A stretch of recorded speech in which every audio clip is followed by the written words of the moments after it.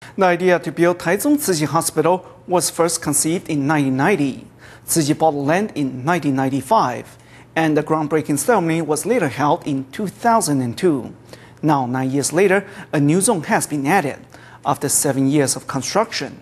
In our next story, we travel back to the beginning to find out how this much-loved landmark in central Taiwan was built. Returning to the hills behind the Taichung Tzu Chi Hospital, Wu Qingyun remembers how in the winter of 1989, Master Zheng Yan was visiting the child of one commissioner who was in the emergency ward. A cold front had just hit and everyone was huddled together, waiting for a hospital bed. I heard that some died before a bed freed up. The master was extremely upset at this. She was unable to stand seeing people suffer. Around that time, the master mentioned the idea of building a hospital. But what were first needed was a good location and a good piece of land. That is how everything got started. With the words of Master Zheng Yan etched in his heart, Wu Qingyun started looking for a suitable piece of land. In the spring of 1990, February 1st of the lunar calendar to be exact, I took the master here. I remember that at the highest point there, the master just stood looking down at all of Taichung, Fengyuan and Tanzi. The scenery was just beautiful, and it left a deep impression on the master. Then she said, "Okay, this place will do. Please find a time to speak with the landowners and see if there is anyone willing to sell the land to us." However, who could have guessed the 17-hectare land had been bought by someone else? Master Zheng Yan is very compassionate.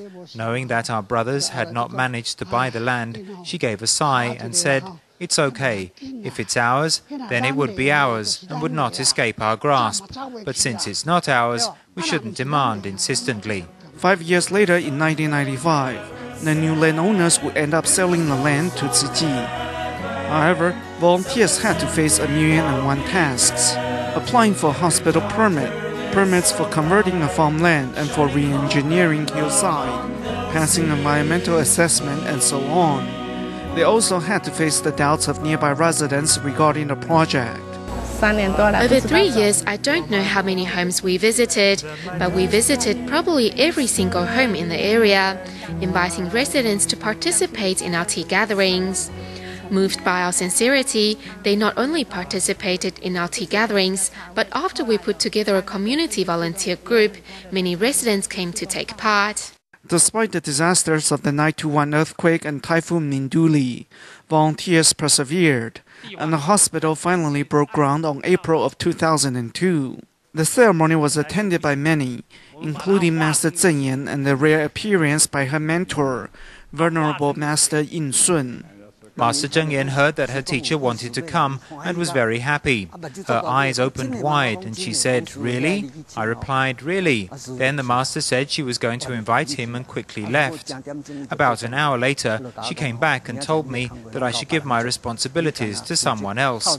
For the ceremony, I was to be responsible for picking up Venerable Master Ying Shun and bringing him home after the ceremony was finished.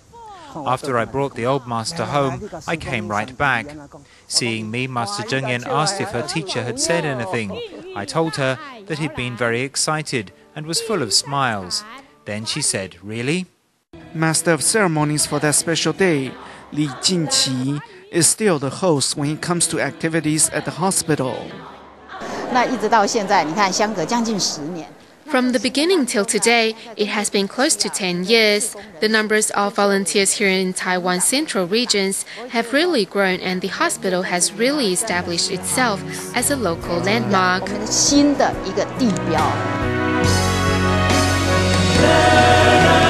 safeguard life and love. Let compassion fill this world to build a world of love where the sun will never protecting health and life, and most importantly, protecting this love, which inspires people to come and join us. Every doctor is a light, shining hope and love on those in need.